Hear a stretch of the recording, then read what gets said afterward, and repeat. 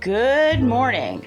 We've got our nice chill music, so let's find out what that is up on the screen. So what have we here? We have a sneak peek of the next great adventure I'm going on. Handmade paper, if you hadn't figured it out. Let's look at the 3 test sheets I did. This was straight copy paper, black and white, old things that had been sent to me, soaked in water for about 12 hours or so, processed in a blender to pulp, and then pulled up with a mold and decal to make these sheets. Now, the sheets ended up coming out to be just a hair over 8 and a hair under 6. This is the best one because I took it off of the drying cloth and put it under a book for a few minutes when it was almost dry. It still had some moisture in it that I wicked out with liner papers, but it was almost dry.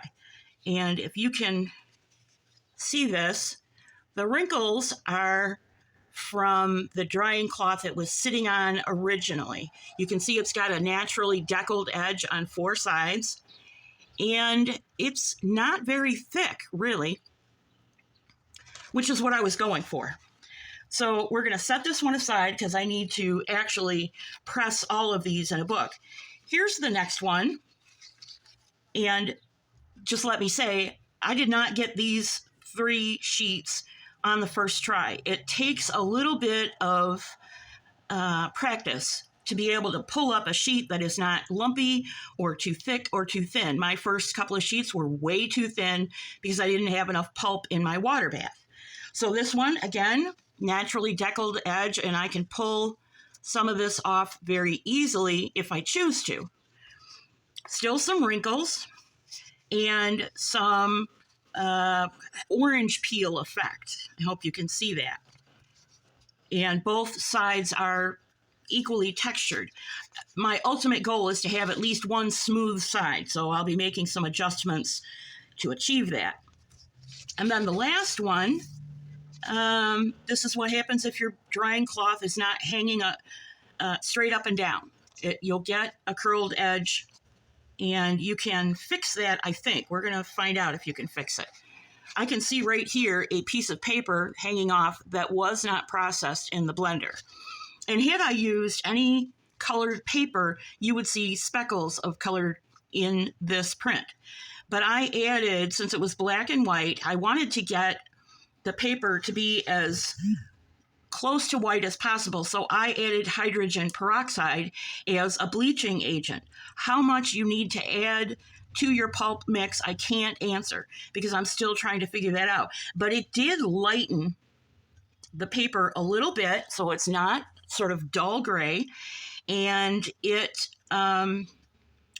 separated a lot of the ink particles from my inkjet printer. My soaking water actually became dirty because of it. I could see particles suspended in the soaking water.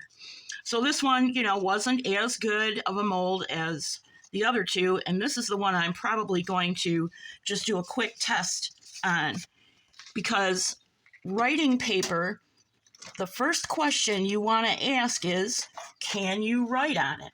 And if I could just find a ballpoint pen. Hang on, hold that thought. Got one. This is just a regular cheap ballpoint pen from some dollar store. So let's first of all make sure. Yep, we got ink. Okay.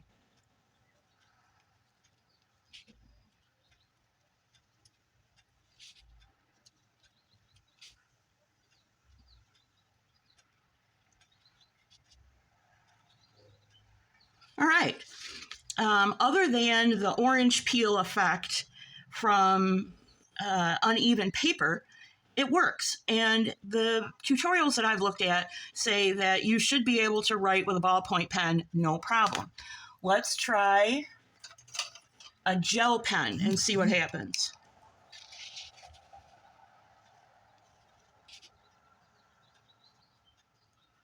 We're getting kind of mixed results.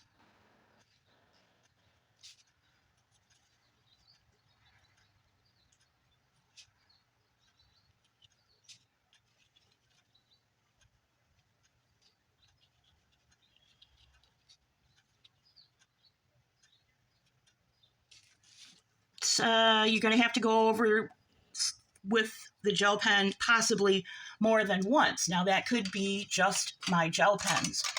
Let's find out if colored pencils work well. Let's find a bright color. Let's just use red.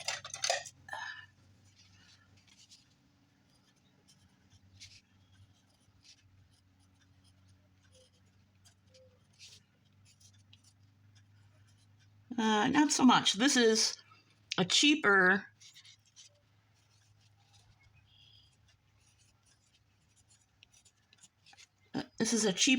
pencil, so let's switch and see, do I have a better pencil? Can't find one, but what about a Sharpie? I have a red Sharpie we can finish this with.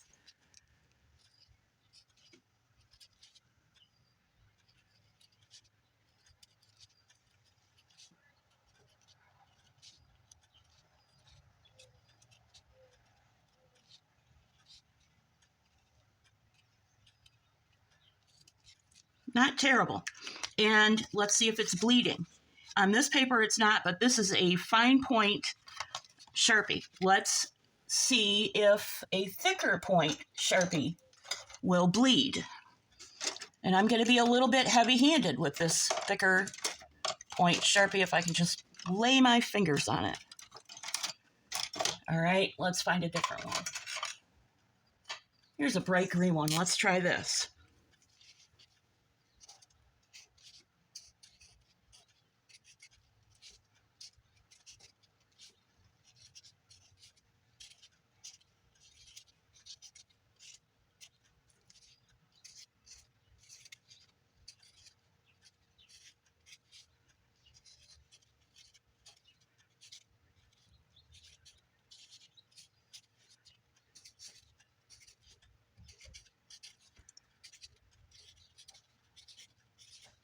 Still having trouble with the sort of orange peel nature of the paper. But again, this has not been flattened or anything like that. And flattening these samples probably won't improve the writing surface all that much. Did anything bleed? No, nothing bled.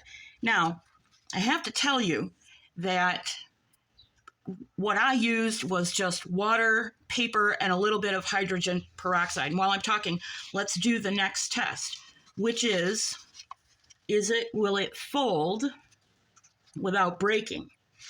There is a theory or a school of practice that says you need to add something with mucilage. What is mucilage? It's slimy, goopy stuff that comes out of plant material. And we can see that it's folded and it has not broken. So do you need, say, for example, boiled okra, which will give you this slimy stuff that you add to your water bath? Maybe, maybe not. The Japanese use a plant, the roots of a plant, to achieve the same purpose. Let's fold this one more time and see what happens. And no, you know what? Let's score this and see what happens. So here we go. We're going to make a score line. Let's make it right here, as if we were going to make a pocket out of it or something. I'm going to use my handy dandy double-pointed knitting needle because it just works really well. And I am not pressing down hard. I'm going to make one pass. I'm going to hit this again, and then I'm going to make another full pass, as you've seen me do, and I've just put a hole in it. So, can't put heavy pressure on it, but will it fold cleanly? And let's even, can't find my burnishing tool. All right.